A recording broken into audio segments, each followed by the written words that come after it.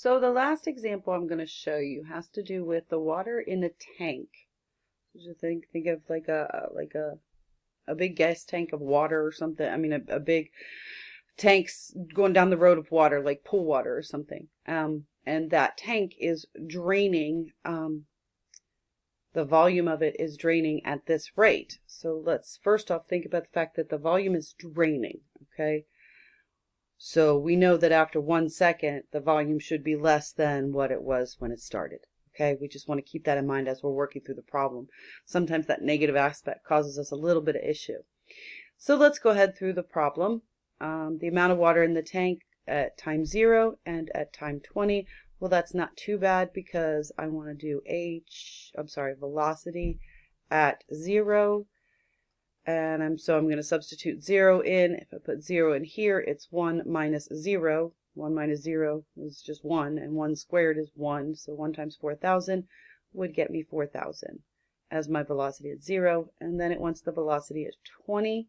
So I'm going to substitute in 20. So I've got 4,000 times 1 minus 1/3. That's 20 over 60, right? 1/3, and that's going to be squared. Okay, so we're going to be dealing in decimals here.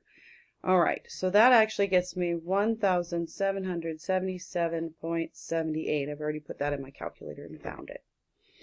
All right, so now to find the average rate of change between these, what we're going to do is basically just find the slope like we've done before because it said average rate of change.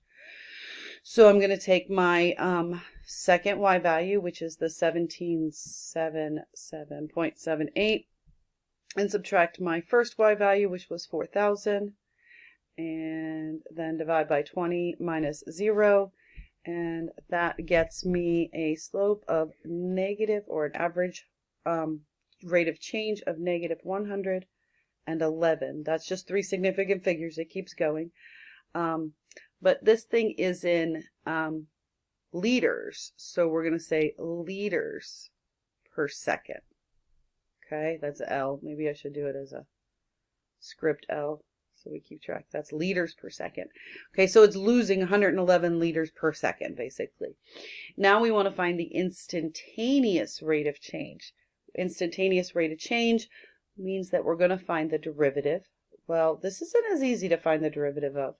So we'll come down here, and the velocity is equal to 4,000 1 minus t over 60 squared.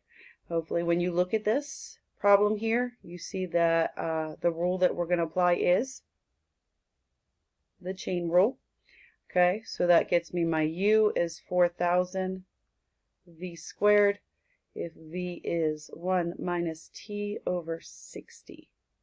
Okay, and the derivative of u is equal to 8,000 v. Okay, and the derivative of v is equal to, well, this goes to 0, and this is the same as multiplying by 1 over 60, and that's to the first power, so it just becomes negative 1/60th. So it's not too bad, so that means the derivative is going to be 8,000 with v substituted in, and v is 1 minus t over 60, and I'm going to multiply that by negative 1 over 60. So that tells me that my derivative, once simplified, is actually 8,000 times negative 1/60th is negative 400 over 3. 1 minus t over 60. Okay, so I have my derivative, but it wants the derivative at 20. So I'm going to substitute in 20. So that's negative 400 over 3, 1 minus 20 over 60, so that's 1/3. Okay, I do all of that math, and I end up getting negative 88.9 liters per second. Okay, so the average between 0 and 20 was negative 111. At 20, it's negative 88.9. The difference between the two, it appears to be slowing down, basically, and that has to do with the fact that as water drains out, it doesn't drain at a constant rate because it doesn't have as much force on it because you're lessening the weight each time. each drop that comes out, basically. All right, so that's great. So we've done A, B, and C. Now letter D is asking us to show that the amount of water in the tank, and this is that lovely show question that we see, right? So that the amount of the tank is never increasing from 0 to 40 minutes. Okay, so I need to check out 0 to 40 minutes. Well, I couldn't think of another way of doing that necessarily, except for saying that because this value here was always going to be positive and this value here is always going to be negative, that would tell me that this rate of change would always be negative because it's a negative times a positive. The only other way I thought to do it was to show the graph of the function from 0 to 40 and to show what it looks like. So I already have my graph pulled up from 0 to 20. So you can see that there's my function. I typed it in. Oh, goodness gracious. I added another 0, an extra 0, didn't I? It's negative 400. Okay, so I can change my settings anyway. So I have it set from 0 to 20. I'm in Desmos, by the way. So let's just go and make my y go to, I'm not sure why it's all that, but let's make my y go to negative 500 instead of what I had. Okay, and let's make my x go to, I always like to go a little further, so I'm going to make my x go to 45. All right, so you can see that from this point over here, 0 to 40, this graph, although it is a positive sloped graph, this is the graph of the derivative. And this derivative is always below the x-axis, which implies the slope of the original is negative. Anytime the derivative is below the x-axis, that means the original has a negative slope or a negative change at all of those points.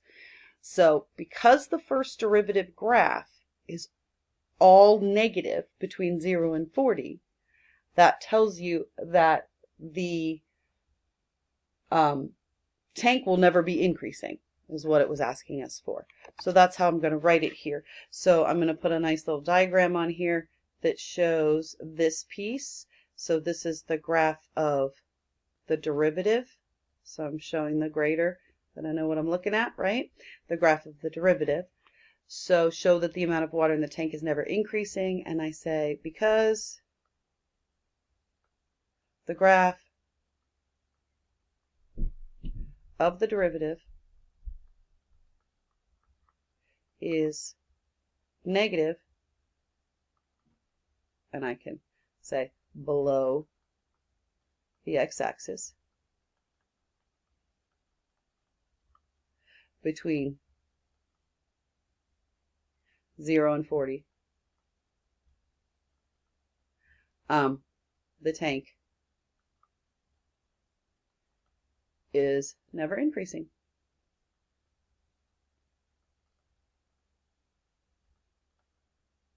Okay, so that's kind of a show that I could do there. I can't show all of the values, so when I was talking about the equation earlier, it's just mainly talking about the fact that every value that I put in, no matter what the value is between 0 and 40, all of those values are going to get me a negative because it's a negative times a positive. I can't, because it's an infinite number of values, actually show any. It's not going to do me any good that way.